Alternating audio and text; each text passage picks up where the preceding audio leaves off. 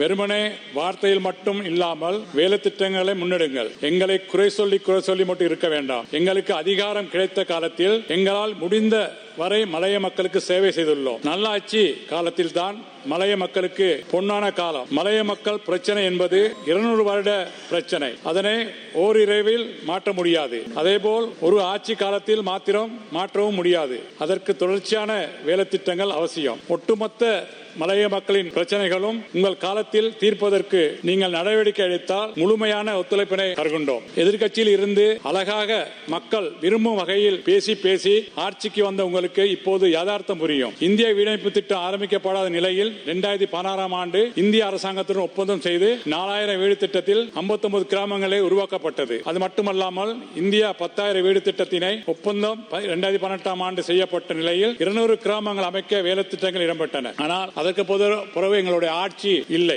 எனது ஆட்சி காலத்தில் அதிகமான வீடுகள் இயற்கை அனர்த்தங்களால் பாதிக்கப்பட்ட மக்களுக்கு அமைக்கப்பட்டன. எங்களது ஆட்சி காலத்தில் நுவரெலியா மாவட்டத்தில் 4 புதிய பிரதேச சபைகள் உருவாக்கப்பட்டது. தோட்ட மக்களுக்கு சேவை செய்யும் வகையில் பிரதேச சபைகள் சட்டம் திருத்தப்பட்டது.